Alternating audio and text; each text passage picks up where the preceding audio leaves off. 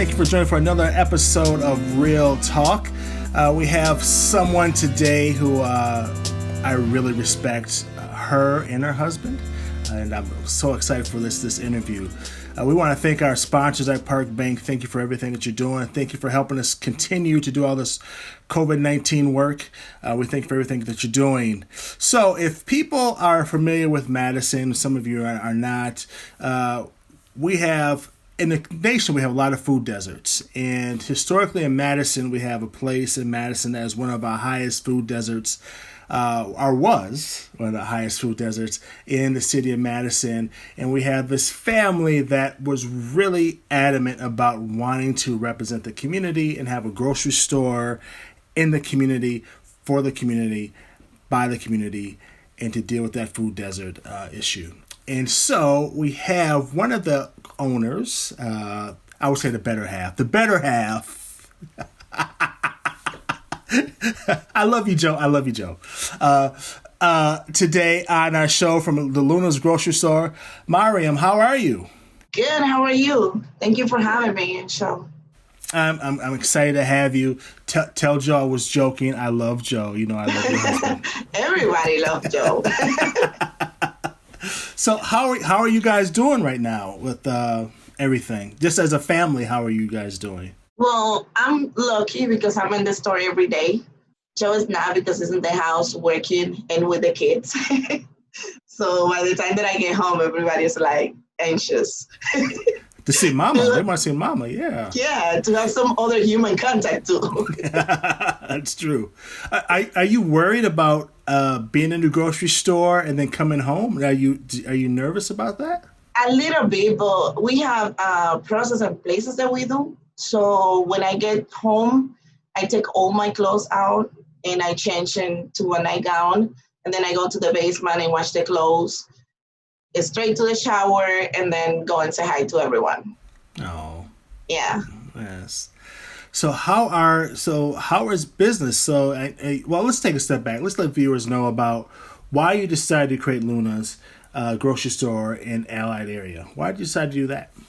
I mean, why not? It was not at a grocery store in the LA area, and I had the experience from my family to know how to own a grocery store, and that's how the need came out. And the need has been there for so long, but I didn't find an appropriate building to do it. So when I see this location open up, I saw it as the best opportunity. And thanks God, my husband saw my vision. It was kind of cloudy when I started.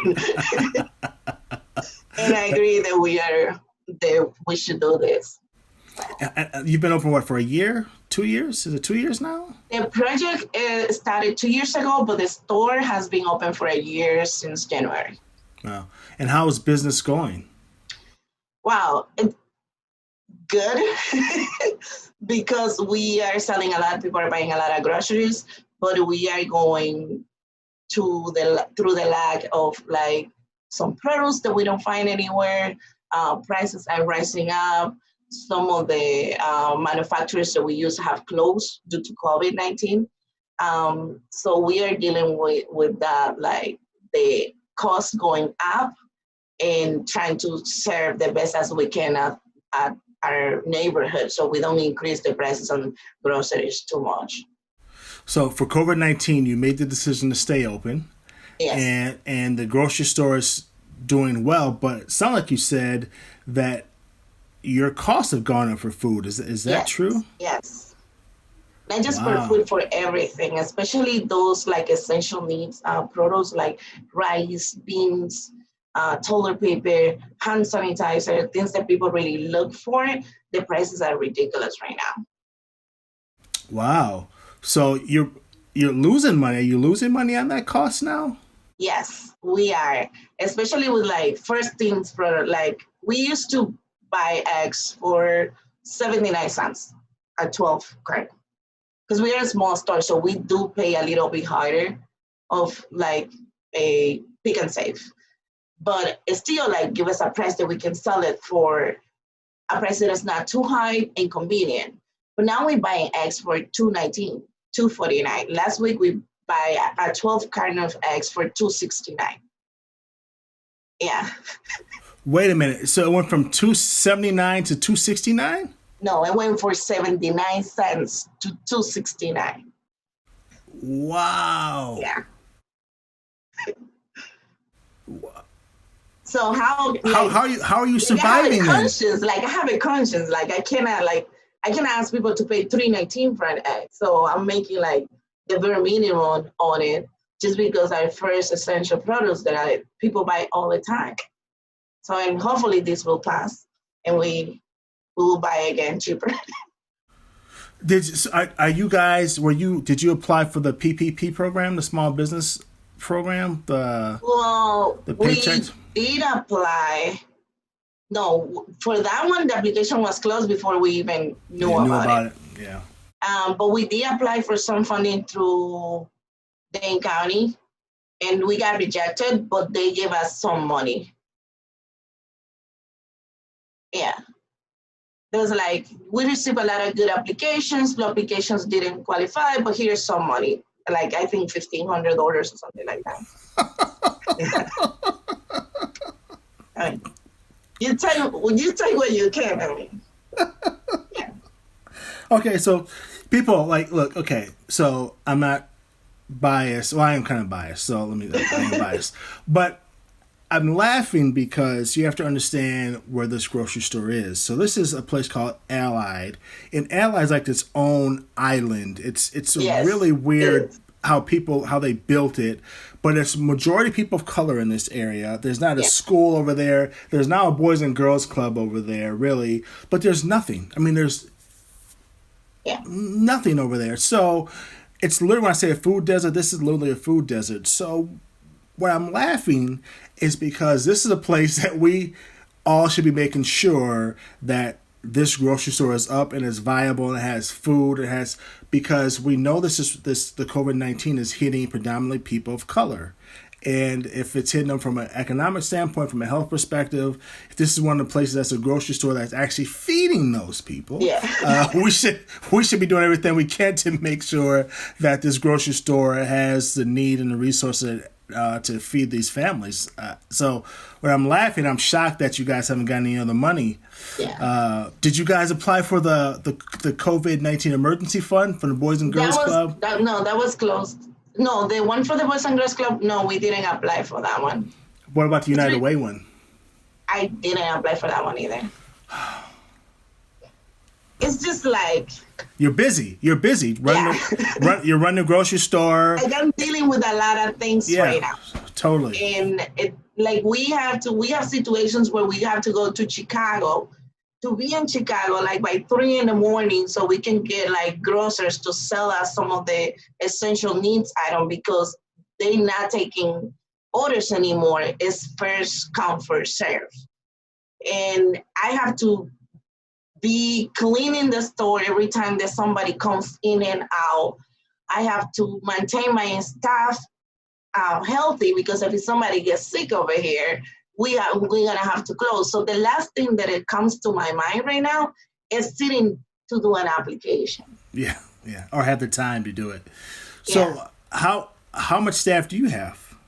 We have it's 10 of us, but right now it's operating under 7 because 3 of my employees were like they have other complications. Like I have one of my employees was diabetic, and she have like all the health applications. So we take the decision to send her home just because we don't want her to be under the risk of getting sick and then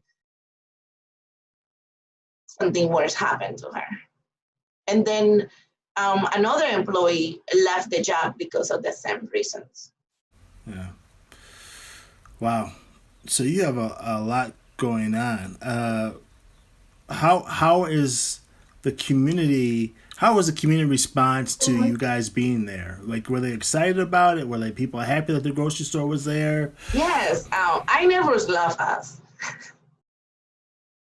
They hear all the time. At the beginning, it was like majority of Hispanic people supporting us, but then like Black people can start coming in, and now they know me. Like they started coming in, dancing to the music. asking the request of what they want. Like, yeah, and even groups in the community have been very supportive of us. Like we have in school, they put $1,000 kind of like money so that people from their school district can come and shop, and they can spend up to $75. And the Allied partners, they give us $300 every 2 weeks for people that need groceries to purchase their groceries too. So we're doing well in that part. Like we have a little bit that we can use to help people in need in this area. Yeah, but sadly, it's like you guys are in need. I mean, if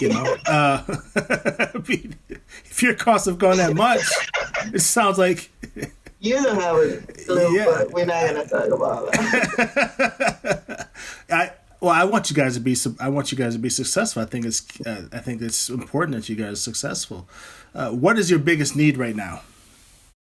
My biggest need right now is we need a truck that we can go to Chicago and get items and come, like a refrigerated truck. Doesn't have to be that big, but something that we can go and get our groceries and be able to sustain the lack of product that is in the Dane County area. Because since we are so little people, like I cannot go to Circle and purchase my items.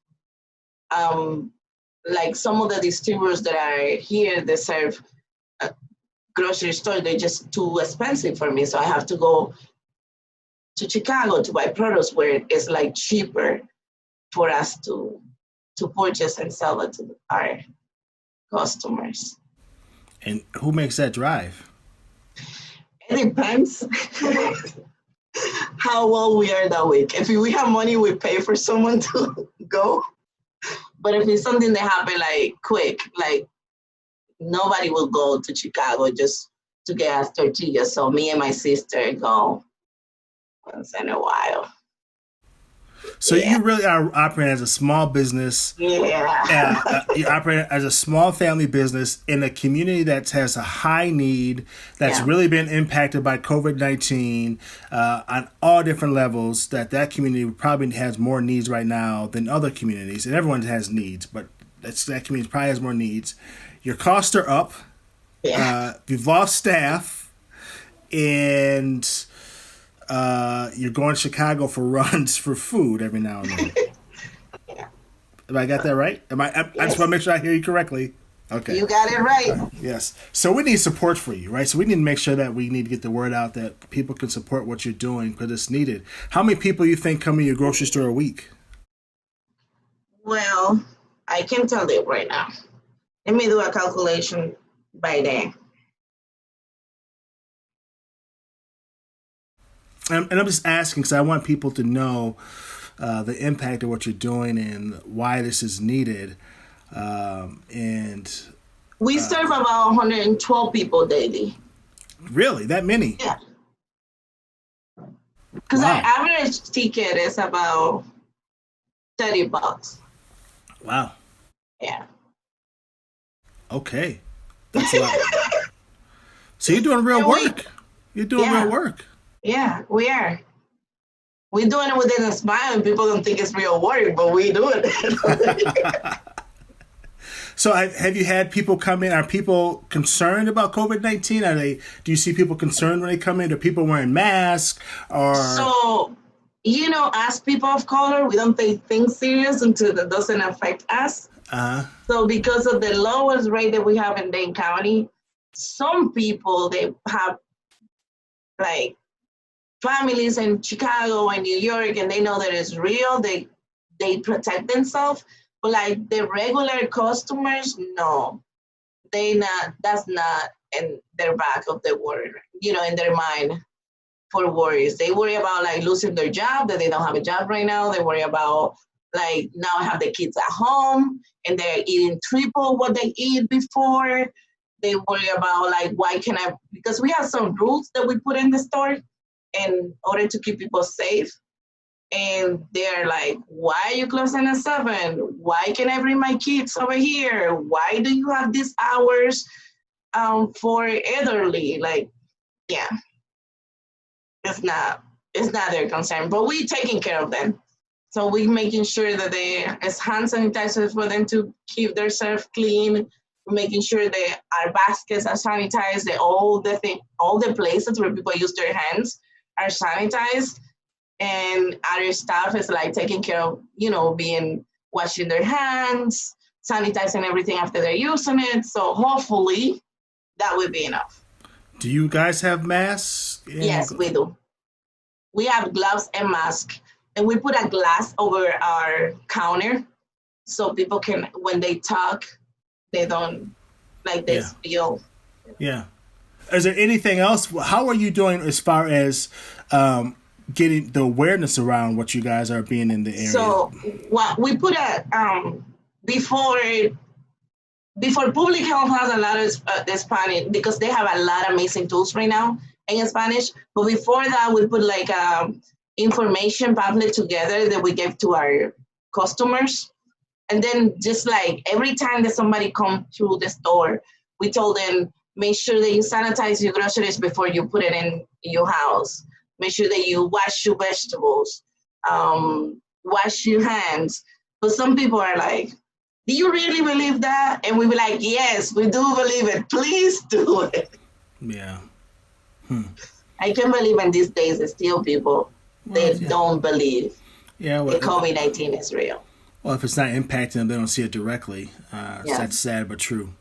But okay, so thank you for all that you're doing. Thank you and your husband for putting the grocery store there, and thank you for staying true to your vision and being in the Allied area where a lot of people have forgotten about that area, and I'm glad that you did not.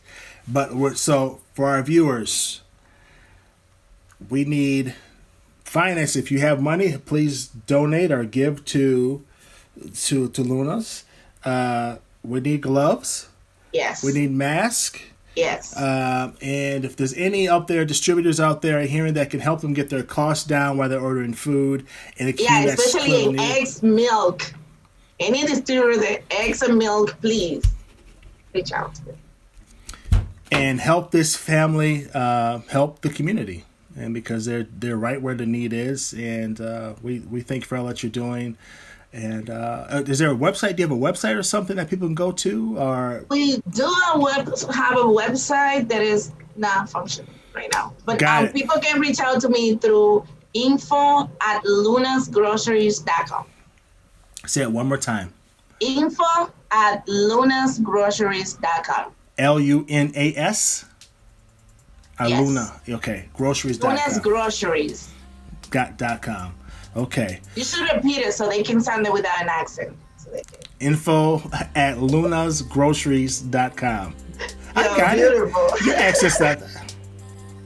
You speak better, clearer than I did. Okay. Thank you for all that you're doing. Thank you for joining us Real Talk. And we will see you next time. And tell Joe I said hello, please. I will. All right. Thank you. We'll see you next time.